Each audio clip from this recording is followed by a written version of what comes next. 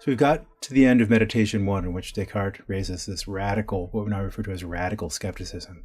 He suggests maybe I can't know anything at all. Maybe I can't be certain of anything. But then he notices that even if I did persuade myself of something, I had to have existed if I did that. That is to say, he writes, I exist. That's necessarily true every time that I utter it or conceive it in my mind. And that is the basis of one of the more famous arguments in the Western philosophical tradition, what we now refer to as the cogito argument, where cogito is Latin for I am thinking. So here's an argument, premise 1, I am thinking. Even if I'm being deceived by Zeke, even if Zeke is producing electrochemical stimulation for my brain, I'm still having thoughts. I'm not mistaken in thinking that I'm having thoughts. So that's the first premise. Second premise, I couldn't be thinking unless there were a self there to do the thinking. And I'm not making any substantial assumptions about what that self would have to be, but there must be some kind of self. There's no such thing as just free-floating thought. Thought must always belong to a mind of some kind. So premise 1, I'm thinking. Premise 2, I couldn't be thinking unless there were a self doing the thinking. Therefore, there is a self doing some thinking. That is to say, I exist. So the full formulation in Latin of the argument is referred to as cogito ergo sum. I'm thinking, therefore I exist, is Descartes' way of saying, look, at least one thing I can know, I can be certain of, that I exist. How to know that I exist? Well, even on the most depressing, skeptical scenario, even if I'm in Zeke's vat or being deceived by what Descartes refers to as an evil genius, still, there must be a self that is there to be deceived. And therefore, I can be certain at least of one thing, namely, that I exist. This is what Descartes refers to as an Archimedean point, where Archimedes was an ancient scientist who said, if you give me one unmovable point and a long enough lever, a long enough stick, and one that won't break, I can move the entire earth. So too, Descartes says, I'm going to start out with this Archimedean point, that idea that I exist. I can be certain of that, and then look around and ask, is there anything I can build on the basis of that simple observation so that we can begin to reconstruct our knowledge on a firm foundation? Well, he asks then, what kind of being am I? He answers, a thing that thinks.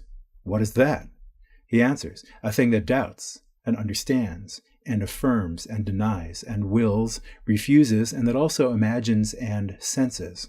Descartes takes all these to be, as it were, activities of his mind. And his point is that, for example, when I'm doubting, there too I can be sure that what's going on is that I'm doubting. When I'm affirming, when I say that proposition, I think it's true. Even if I'm wrong in thinking that it's true, I can be right in my judgment that I'm making that judgment, that affirmation.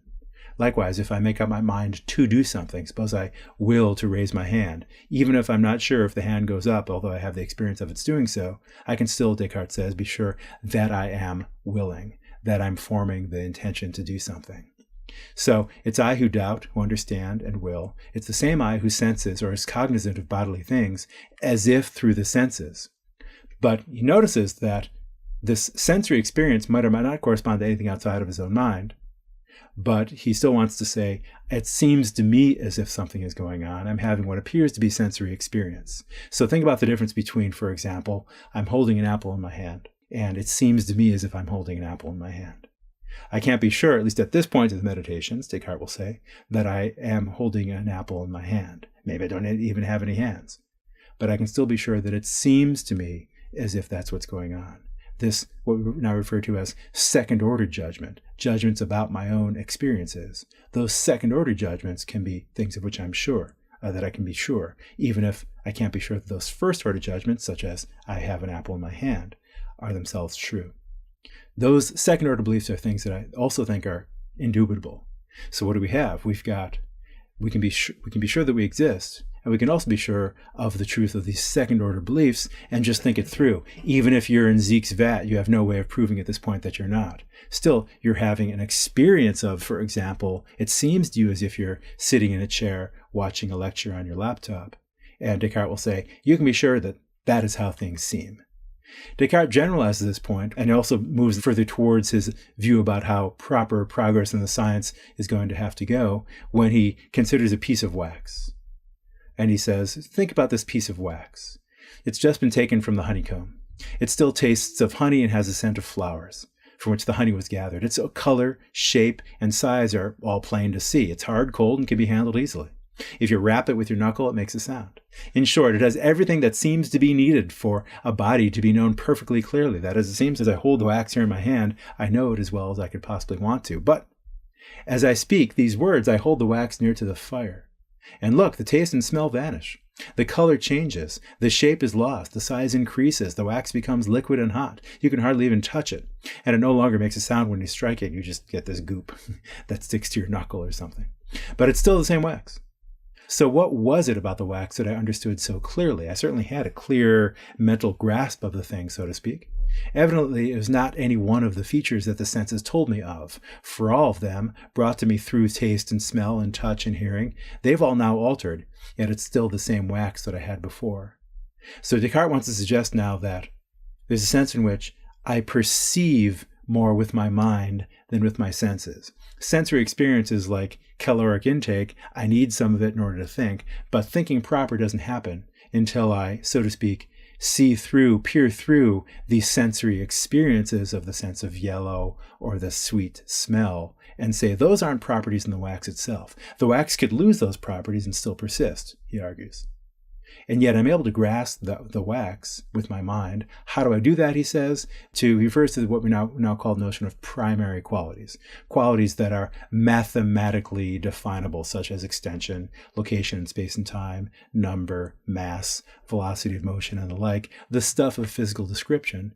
If there are any objects outside of my mind that exist, then insofar as I know them, I will know them by virtue of those types of properties, those types of primary qualities. Whereas describing something as being yellow or fragrant, soft, hard, as the case may be, is not a description of the thing itself, but rather what we now refer to as a secondary quality and a capacity for the thing to produce an experience in me, and in a way that does not objectively correspond to how things are, so to speak, in themselves. So then, if there is any wax out there, if there are any objects external to my mind, then insofar as I know them, it's by means of this mathematically expressible description. I need to be able to give it in rigorous mathematical terms. Otherwise, what I'll take to be knowledge will not be genuine knowledge. It'll be more my imposition of my own experiential connection with the world than objective scientific knowledge. So by the end of meditation 2, Descartes takes himself to know a few things now. First of all, that he exists. Secondly, how things seem to him to be. Those are the second-order thoughts, second-order judgments. Third, what kind of being he is. That's the passage that we quoted talking about what then am I, a thing that thinks and wills and understands, etc. And likewise, and finally, what properties external objects would have to have if there are any there to be known. And those properties, those primary qualities, have to do with extension, number, location, direction and velocity of movement, etc. Descartes puts that conditionally. If there are any things external to my mind, and if I know them, they would have to be known by means of those sorts of properties.